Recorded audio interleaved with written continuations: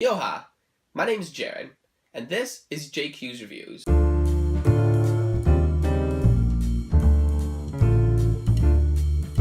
So, I'm here to talk about movies because ever since I was a little kid, I've loved movies. I have watched movies since I was in the playpen, since I was too young to even talk. I've watched movies. My first of which was Beauty and the Beast, and that's why we have Belle up here, because she's obviously the best Disney princess. We're just gonna get that right out there. She's the best.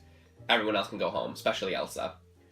The first movie I wanted to start with was Guardians of the Galaxy Volume 2. I'm assuming you probably figured that out with the nice, ever so subtle Guardians of the Galaxy setup. I'm assuming if you're watching this, you've probably watched the first Guardians of the Galaxy, so I'm not going to really be reviewing that one. I'm going to try to stick to the second one.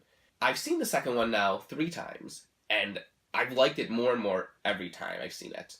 I think that, as far as sequels go, it's not The Dark Knight to Batman Begins, and it's not Empire Strikes Back to A New Hope, but it's a very excellent sequel nonetheless. And I think the reason that these teen movies specifically, aren't necessarily even better than the last one is because they're teen movies. Now, with Dark Knight, it was everything we built up about Batman, and it was, it was that much more. It was darker, it was grittier, the acting was better. We had Heath Ledger's Joker. And the same thing with Star Wars, you had more in-depth characterization of Luke. You had him going through his different, his training with Yoda. We had the reveal of Darth Vader. We had Han Solo being frozen in carbonite. Those were different. I think with the teen movies, the same thing happened with Avengers. People weren't as excited about the second Avengers because part of the magic of the teen movies is putting the team together to begin with. And there's obviously exceptions. X-Men 2 is one of those, but let's be honest, the X-Men movies heavily focus on Wolverine. Now, Guardians of the Galaxy Volume 2, it doesn't capture the exact same magic that the first one did, but I didn't want it to. It couldn't. We can't recapture the magic of having these renegades get together for the first time. What's special about Guardians of the Galaxy Volume 2, though, is Volume 2 is much more of a personal story. You see, it's more in-depth with Peter Quill, aka Star-Lord, played by Chris Pratt. It's more about him finding a piece of him that he's been looking for his whole life. He's always wondered what happened to his father. He's wondered why he wasn't there for him and his mom when, he was growing up. Where was he when his mom was passing away? Where was he? Why wasn't he there? And we find out in this movie that Peter's father is Ego, the living planet. Now, this is some pretty cool sci-fi, but the concept behind Ego, played by Mr. Kurt Russell, is he's a celestial, which in the Marvel Universe is a near godlike being. And when I say near godlike, I mean because they have immense power, even some creation power, actually, to an extent, and they are near immortal. And by near immortal, I mean they can be killed. You can kill a celestial, but he won't die just from being old. Ego, he started out as a type of brain. It was like a brain, basically a big brain floating in space. And after millions of years, he started to slowly learn how to manipulate matter and energy and the things around him to start to form a case that's concealed the brain. And from that, he kept on moving outward until he eventually made, layer upon layer, he made a planet. Now, it's a moon-sized planet. It's not a giant planet, but you make a planet, even if it's moon-sized, that's pretty cool. And from that, he creates this humanoid figure that looks like Kurt Russell, the actor who plays him. And he now goes on a journey throughout the cosmos, trying to discover the meaning of life. And eventually, he stumbles upon Earth, where he meets Miss Meredith Quill, Peter's soon-to-be mother. At this point, he falls in love with her, and from that love, they have Peter. But, alas, he needs to leave because his human form cannot last too long away from the planet because it just can't. It's just like a bad radio signal. It will not last forever. So he has to go back, and in his departure is when Peter's mom gets sick. She has cancer, she gets a brain tumor, and she passes away. And he sends Yondu, the Ravager, played by Michael Rooker, to pick up Peter Quill on Earth. And that's, how we get to Guardians of the Galaxy 1. So now, Ego, he finds Peter after hearing about everything that's happened before. He finds him because he hears of a person from Earth being able to hold an Infinity Stone, which happened at the end of Guardians of the Galaxy 1. And he knows that only someone with his celestial genes could do that. So he comes, he finds Peter, he brings him back to the planet with Gamora, played by Zoe Saldana, and Drax, played by Dave Bautista. He takes them back to the planet because he wants to meet Peter, he wants to know Peter, he wants to be the father, he says, that he wasn't before, that he hasn't been, because he wasn't around. And so, right from there, you know that this is a story about family. This is about a father and a son reuniting after years, and trying to put back together a relationship that they didn't have, that they want. And right there, that's actually is the best way I can put what this movie is. This is a movie about family. And it's a movie about family not just in a biological sense, but also in the sense of our family being who we choose them to be. And this is represented in also the relationship between Peter and Rocket Raccoon. Now, Rocket Raccoon and Peter, they're kind of at odds in this movie. You know, they're both trying to be the best ship pilot. They're both, trying to one-up the other one. Rocket and Peter, they very much have it's kind of like a sibling rivalry. Rocket seems to be getting into a little bit of trouble. He steals things that he shouldn't steal and ends up getting the rest of the Guardians in trouble. And this, angers Peter because he gets angry at Rocket for putting them all at risk, and Rocket, is angry because he thinks Peter's not letting him be himself. And this puts them at odds. And Rocket, he starts to kind of push Peter away, calls him Orphan Boy, And to be fair, Peter also calls him Raccoon and Trash Panda. So it's back and forth. They get into this argument right before Ego comes in. And when... This is actually another point I want to make, is how good the music is in Guardians and how much thought Mr. James Gunn puts into it when he selects songs and he plays them at certain times. Because at this moment, before Peter and Gamora and Drax go to be on Ego's planet, they get on his ship. As he's leaving, him and Rocket have another exchange where Rocket calls him Orphan Boy, and Peter says, is your goal to push everyone away, to make everyone not like you? Because it's working. And as this moment happens, they start playing, the song is called The Chain by Fleetwood Mac. And the line in the song goes, "If you don't love me now, you will never love me again." And this is obviously showing that there's tension between the two of them, that they are at what we can say is a crossroads in their friendship, in their relationship as family, that if they continue to clash like this, if they continue to show that they don't care, that their chain of friendship, their chain of love is going to be broken, and that they're not going to be together. And simultaneously, while this is happening, we also have Nebula, the adopted sister, is that the right word? Well, Nebula from the first movie, played by Karen Gillan, she's the blue alien. She's sisters with Gamora, but not biologically. They're sisters because they were both chosen to be daughters of Thanos. Thanos stole them from their families, killed their families, and, adopted them as his daughters, and trained them up to become fighters, assassins, these warriors that he could use as pawns in his games. So they do have a type of sisterly bond because that's what they were raised as. And we know that they are at odds from the first movie, and it's shown in the second one as well. In the beginning, Gamora and the rest of the Guardians, they actually regain Nebula, and they're trying to take her back to Xandar for jail time.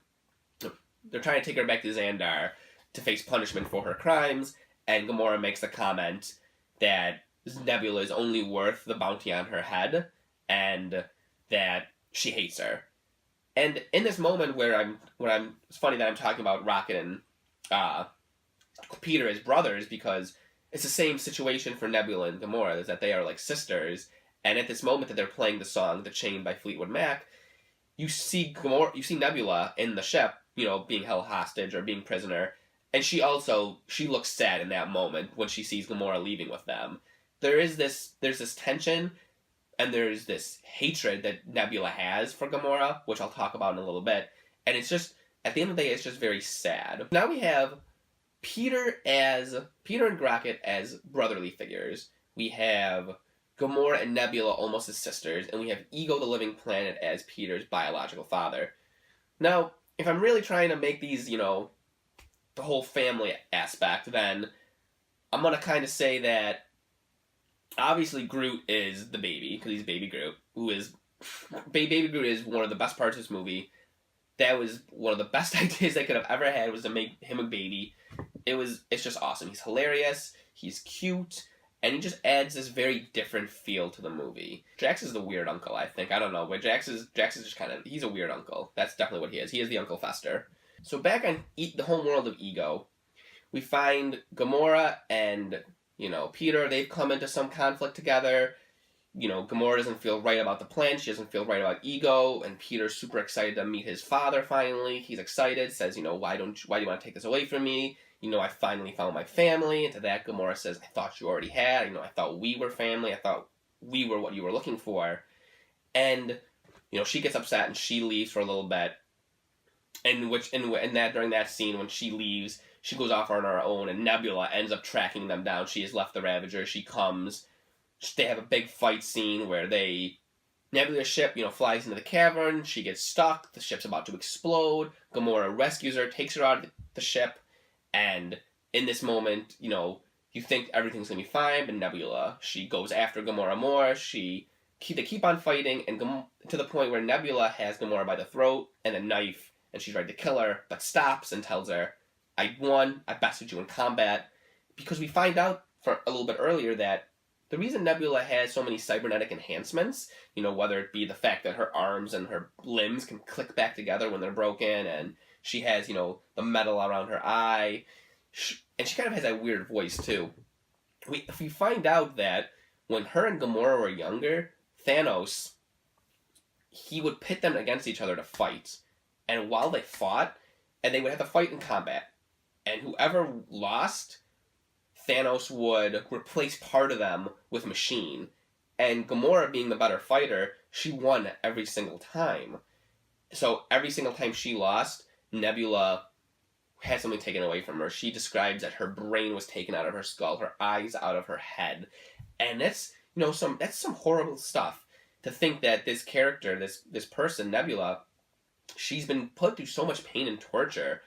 She's already had her family killed by Thanos, and now he's, torturing her. He's taking pieces of her being and replacing them with machine because he wants her to be better. He wants her to be improved. And this you start to see where the hatred that Nebula has for Gamora starts to come from. And it's not necessarily towards Gamora herself, it's towards Thanos and towards Nebula herself, because Nebula wants to know why she isn't good enough, why she needs pieces of her taken away and replaced with machine in order to be even on the same level as Gamora. And when she loses after getting these machines, she just has this inferiority complex. She just can't imagine why, what's wrong with her. And that's where her hatred towards Gamora is really coming from. And so in this moment, they have this great moment where Nebula, she doesn't kill Gamora because, whether it's because Gamora just saved her or whether because some lingering emotions start to come through, and Nebula and Gamora have this big argument, and Nebula says, you only wanted to win, I only wanted a sister. And it's this really sad moment because both of them, were children when this happened. And probably in Nebula's eyes, the only thing that could get her through it was maybe she would get a sister out of this, or that she had Gamora to be with her while they were tortured by this Thanos. And she starts to feel like the Gamora didn't care. And it's just this really sad moment.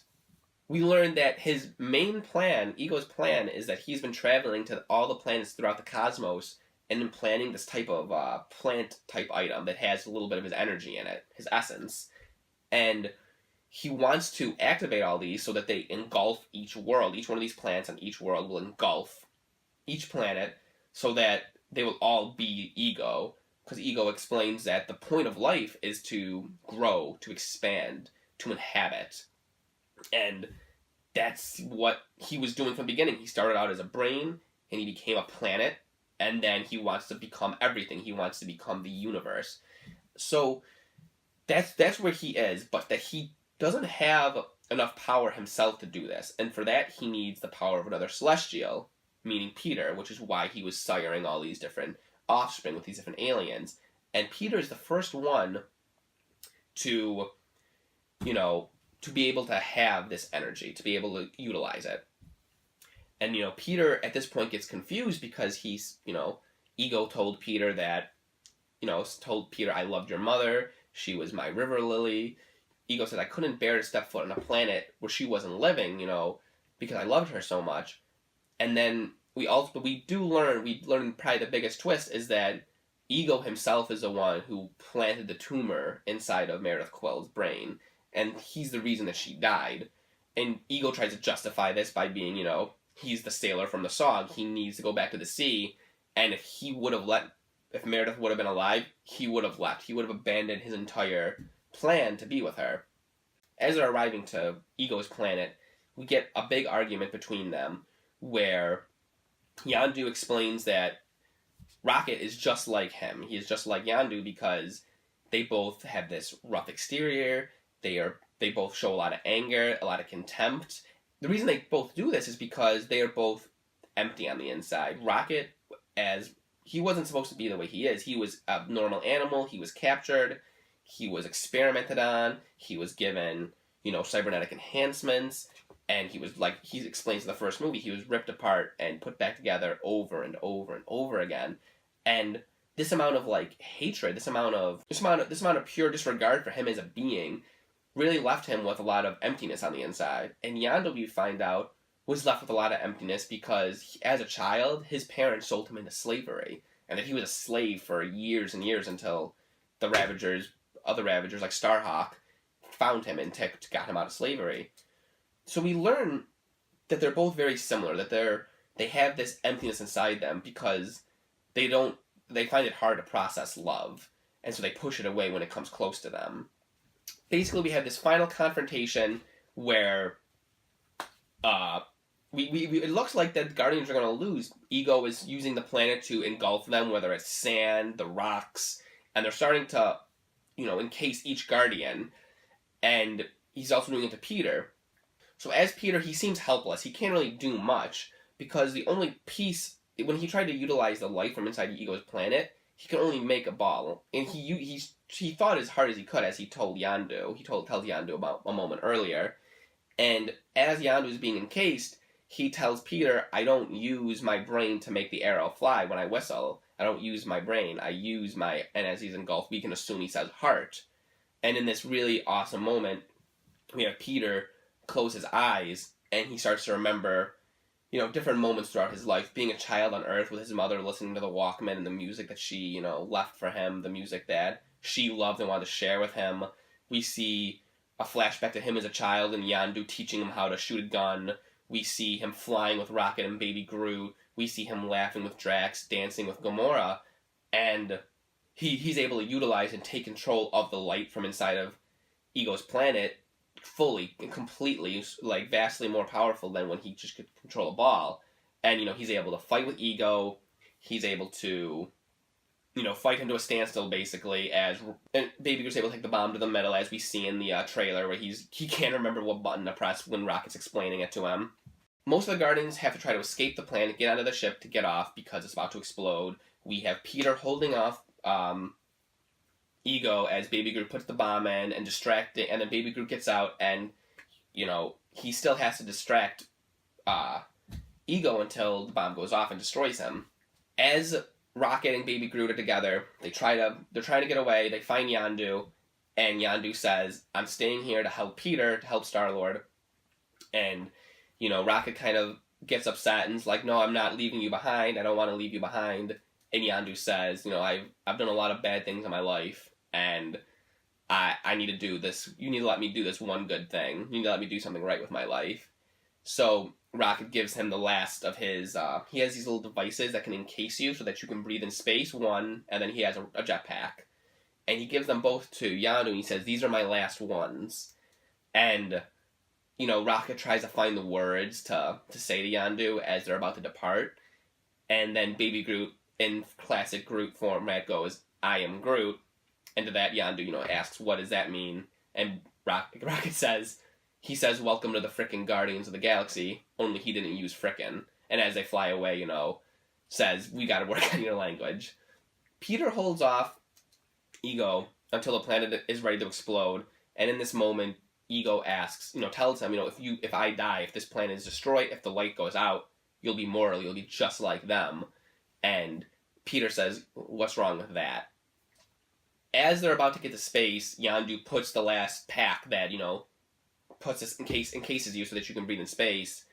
He, Peter tries to, stop him, doesn't want him to go, and Yondu ends up freezing and dying in space. And then, we have the eulogy of Yondu, where Peter talks about it, and he, explains who Yondu was as a person, and he says, how it's just taking him now to realize that Yondu was like a father to him, and he was like the father he always wanted, and that it really is upsetting that sometimes you spend your whole life looking for something, and then you find out that it was right there beside you the whole time.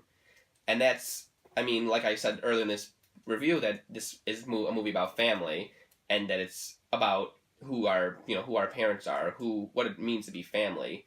Ego is a character who, yes, he might have given, life to Peter. He did give him life, but he doesn't do the fatherly things that a father does. He doesn't raise him. He's not there for him. He doesn't love him, truly. He just cares about his own goals. He cares about what he needs, what'll be good for him, what'll make his life better. Whereas Yondu, he cared more about Peter than his own life in the end. He sacrificed himself. He wanted to see Peter live.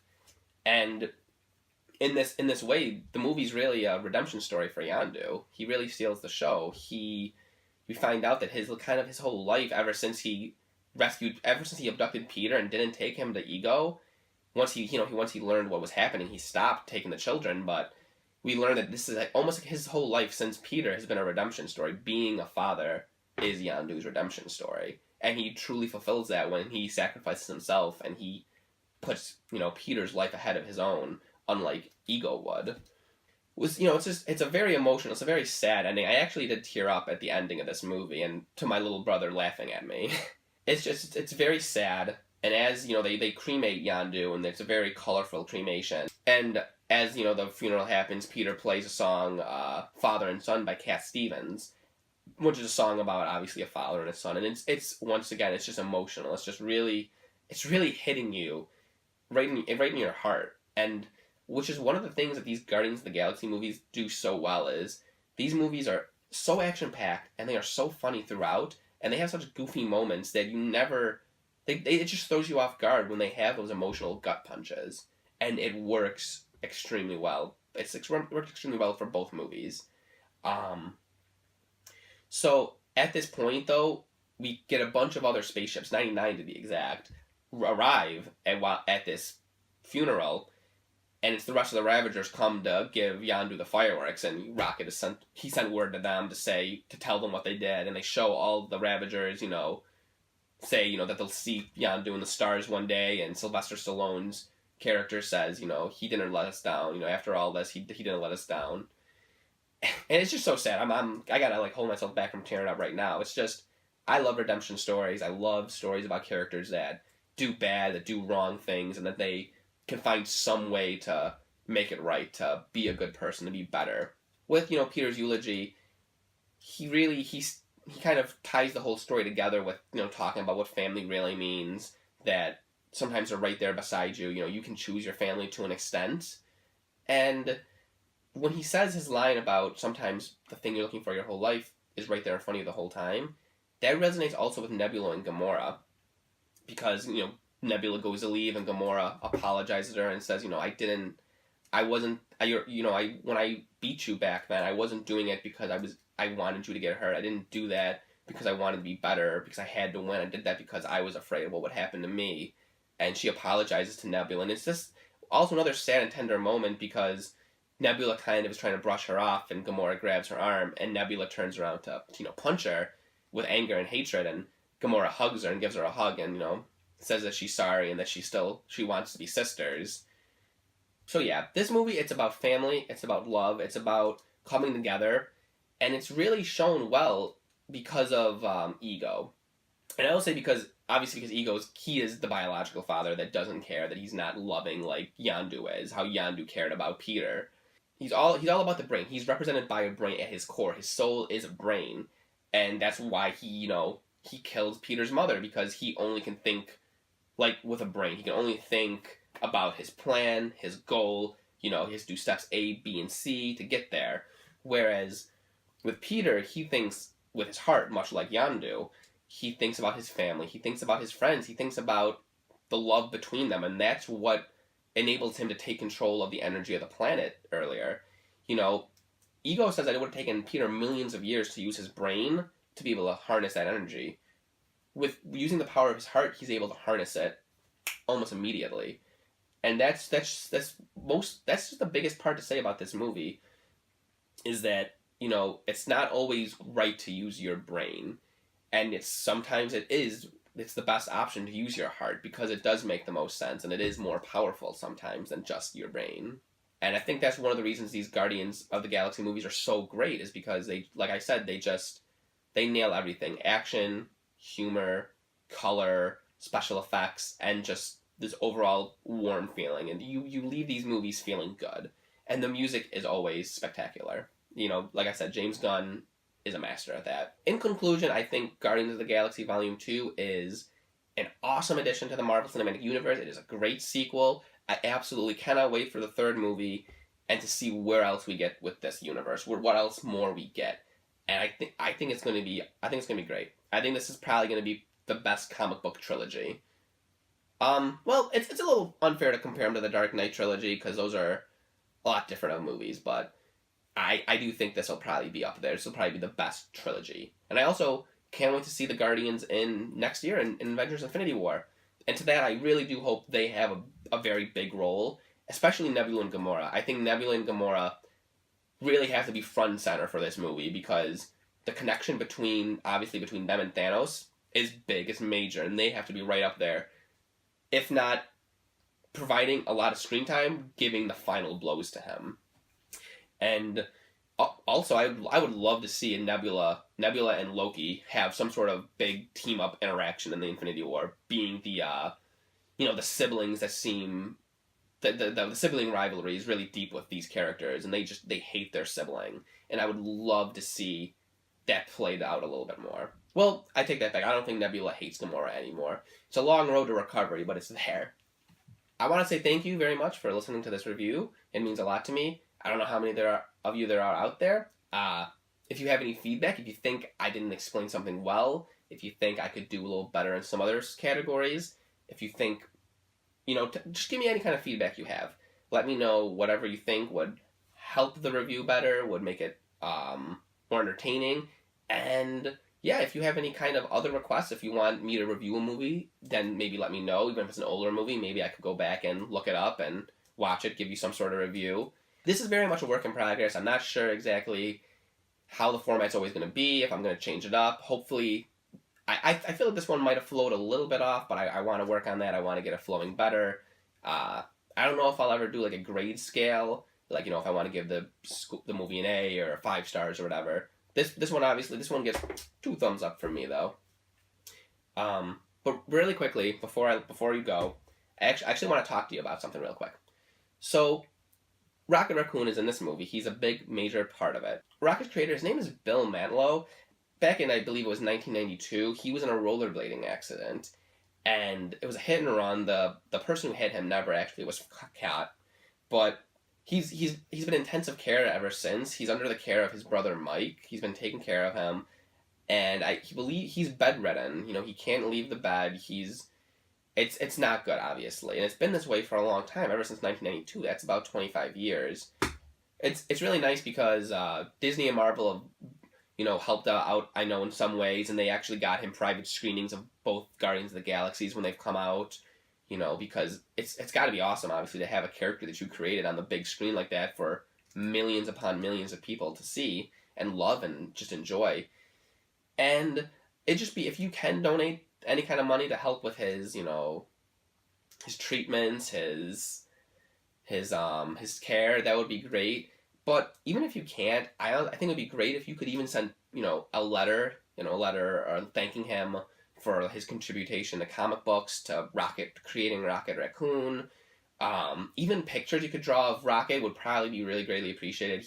they may even like those more. I think that shows a lot of thought and a lot of care. As we talk about in this movie, it's all about heart and it's all about love. And if you could just send that to him, I think, that would probably mean a lot to him because it's really sad, and it's just it's hard for me to put my words together for it, but to create a character like Rocket Raccoon, what back in the 70s, 40 years ago, you got to imagine he probably didn't think this character would be much. It would just be a comic book character. It was some fun, and now it's in these $1 million blockbuster movies, and unfortunately, he's bedridden. He's had this horrible stroke of luck, and he can't. I don't. He just it's just very unfair. But it's sad because we enjoy this movie, we enjoy this character, so I just think it'd be nice if we could show a little bit more love towards him and a little bit of a thank you almost for creating that character that we enjoy and really showing that that he made an impact on our lives and that we're sorry for what happened to him. And you could always I would definitely recommend writing a letter or drawing a picture of Rocket and sending that to him. You can do that. You can send it to the Bill Mantlo Support Fund, 11105 Salt Barn Road, Laurel, Delaware. And yeah, that's really all the extra part I wanted to say. I'm getting a little choked up. Thank you again for tuning in. I hope to see you back next week. And remember, we are Groot.